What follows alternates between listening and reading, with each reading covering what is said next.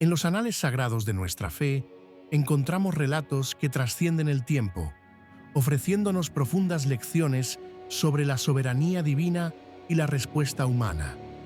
Uno de los más conmovedores es el llamado de Moisés, un hombre que, a pesar de sus propias limitaciones, fue elegido para una misión monumental. Dios, en su infinita sabiduría y compasión, se manifestó a Moisés con un propósito claro y trascendente: liberar a su pueblo, Israel, de la opresión y la esclavitud en Egipto. Este llamado no era solo una tarea, sino una revelación del plan redentor de Dios para su nación escogida. Sin embargo, la magnitud de esta tarea abrumó a Moisés. Él, con humildad y quizás con un temor comprensible, expresó sus dudas sobre su propia credibilidad ante los israelitas. ¿Cómo podría un simple pastor convencer a un pueblo oprimido de que había sido enviado por el Dios de sus padres? Ante esta incertidumbre humana, la respuesta divina fue inmediata y poderosa. Dios, en su gracia, no solo reafirmó su llamado, sino que también otorgó a Moisés 3 señales milagrosas. Estas no eran meros trucos, sino manifestaciones tangibles de la autoridad celestial que lo respaldaba. La primera de estas señales comenzó con una pregunta sencilla, pero cargada de significado. Dios preguntó a Moisés qué tenía en su mano. Era un objeto común, un bastón de pastor, símbolo de su vida cotidiana y su humilde oficio. Por orden divina, Moisés arrojó el bastón al suelo. Ante sus ojos asombrados, el objeto inanimado se transformó en una serpiente viva, un reptil que inspiraba temor y respeto en aquella cultura. Moisés, al ver esta metamorfosis, retrocedió atemorizado. La manifestación del poder divino era tan real y palpable que incluso el elegido sintió el impacto de lo sobrenatural. Pero la lección no había terminado. Dios le ordenó a Moisés que tomara la serpiente por la cola, un acto que desafiaba la prudencia humana. Al obedecer, la serpiente volvió a ser un bastón inofensivo en su mano. El propósito de esta primera señal era inequívoco: que los hijos de Israel creyeran que el Dios de sus padres, el Dios de Abraham, Isaac y Jacob, se le había aparecido a Moisés. Era una prueba irrefutable de la presencia y el poder divinos. La segunda señal profundizó la demostración del poder de Dios sobre la vida y la muerte, la enfermedad y la sanidad. Dios le ordenó a Moisés que metiera su mano en su pecho, un gesto íntimo y personal. Al sacarla, la mano de Moisés estaba cubierta de lepra, blanca como la nieve, una enfermedad que en aquel tiempo era considerada una maldición y una impureza extrema. Esta visión debió ser impactante y desoladora. Nuevamente, Dios le ordenó que volviera a meter su mano en el pecho. La obediencia de Moisés fue crucial, un acto de fe en medio de lo incomprensible. Al retirarla por segunda vez, la mano de Moisés había recuperado su color natural, completamente sana. La lepra había desaparecido sin dejar rastro, un testimonio del poder restaurador de Dios. Esta segunda señal tenía un propósito claro: convencer a aquellos que quizás no creyeran el primer prodigio. Era una manifestación aún más personal y directa del poder de Dios sobre el cuerpo humano y la enfermedad. La tercera y última señal ofrecida a Moisés era una advertencia y una demostración del poder de Dios sobre la creación misma, un presagio de los juicios venideros sobre Egipto. Dios instruyó a Moisés a tomar agua del Nilo, la fuente de vida de Egipto. Esta agua, al ser derramada en la tierra, se convertiría en sangre. Este acto no solo era un milagro, sino una profecía de la plaga que más tarde asolaría la nación egipcia, transformando su sustento en un símbolo de muerte. El propósito de esta señal era para aquellos que aún permanecieran incrédulos después de los 2 primeros prodigios. Era una demostración final de que el Dios de Moisés no solo controlaba la vida y la enfermedad, sino también los elementos fundamentales de la existencia.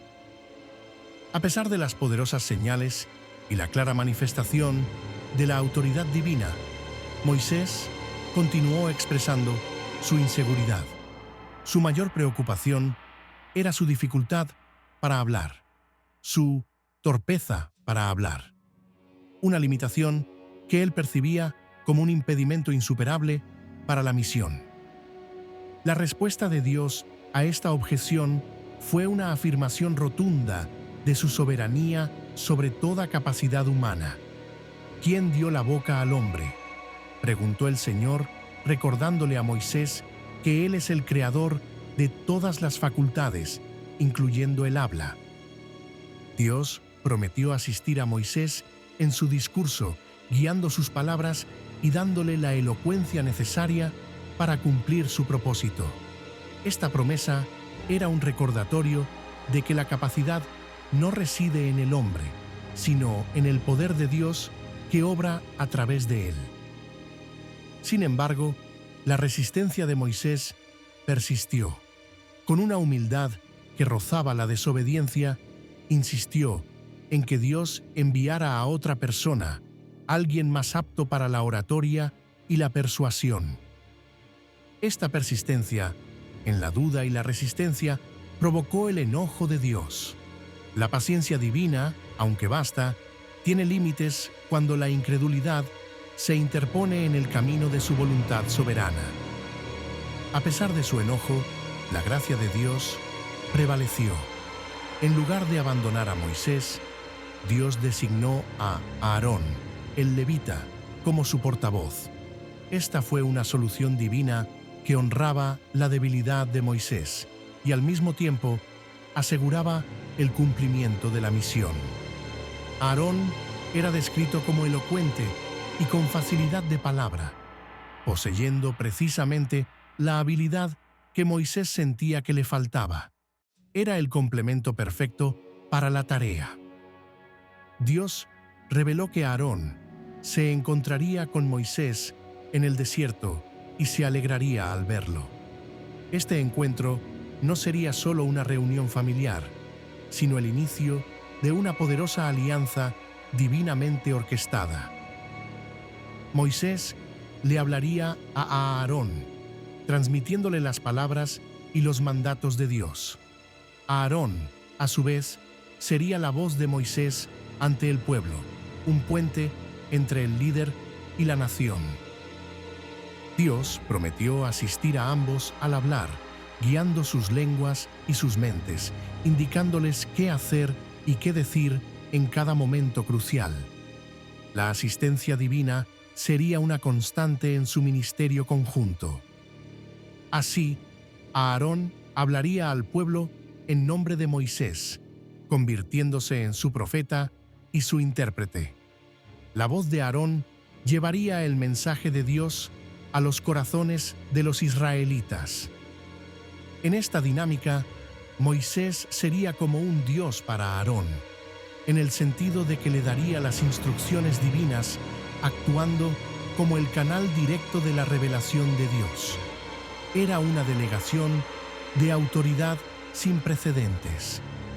A pesar de la designación de Aarón, Moisés retuvo el bastón, el mismo objeto que había sido testigo de los primeros prodigios. Este bastón se convertiría en el bastón de Dios, el instrumento a través del cual se realizarían los milagros y las señales de su poder. Con la misión clara y la asistencia divina asegurada, Moisés tomó una decisión crucial. Pidió permiso a Jetro, su suegro, para regresar a Egipto, un acto de respeto y despedida de su vida de pastor en Madián. Dios, por su parte, le ordenó explícitamente a Moisés que regresara a Egipto, asegurándole que aquellos que buscaban su vida habían muerto. El camino estaba despejado para el cumplimiento de su destino. Moisés emprendió el viaje de regreso a Egipto, llevando consigo a su esposa y a sus hijos. Pero lo más significativo es que llevaba consigo el bastón de Dios, un recordatorio constante de la autoridad y el poder que lo acompañaban. En este punto crucial, Dios advirtió a Moisés sobre la resistencia que enfrentaría. Le reveló que endurecería el corazón del faraón, no para frustrar su plan, sino para magnificar su gloria a través de los prodigios venideros. El endurecimiento del corazón del faraón no sería un obstáculo insuperable, sino el catalizador que obligaría a Moisés a realizar los prodigios más asombrosos. Cada acto de resistencia del faraón sería una oportunidad para que el poder de Dios se manifestara con mayor fuerza.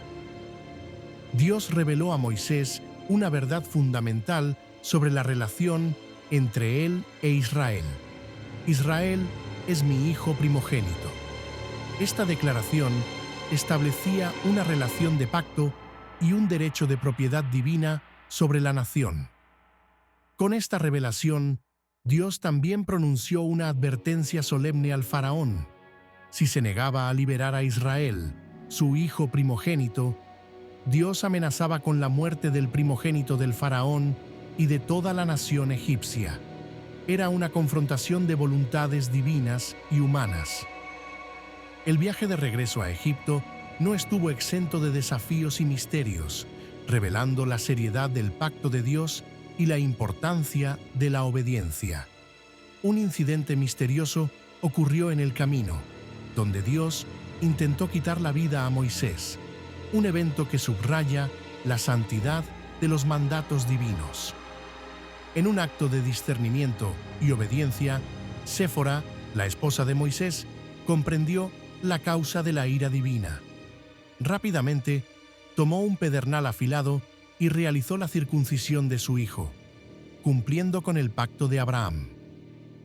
Con el prepucio de su hijo, Séfora tocó los pies de Moisés, pronunciando las palabras «esposo de sangre».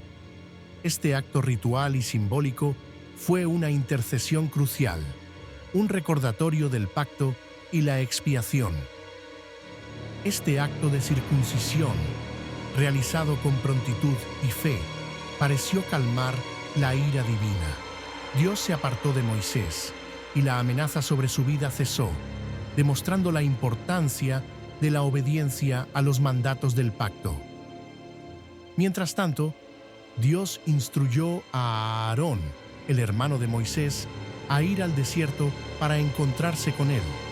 Este encuentro estaba divinamente orquestado, un paso esencial en la preparación para la gran misión.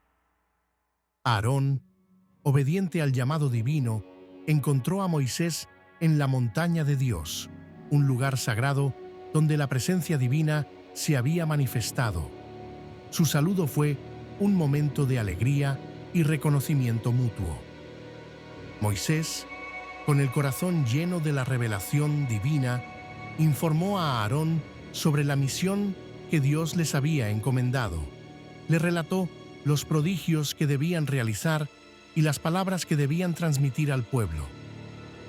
Juntos, Moisés y Aarón se reunieron con los ancianos de Israel, los líderes de la comunidad.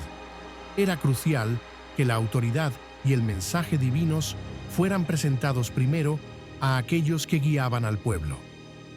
Aarón, con su elocuencia, transmitió las palabras de Dios al pueblo, explicando el llamado de Moisés y la promesa de liberación. Su voz fue el eco de la voluntad divina para una nación oprimida.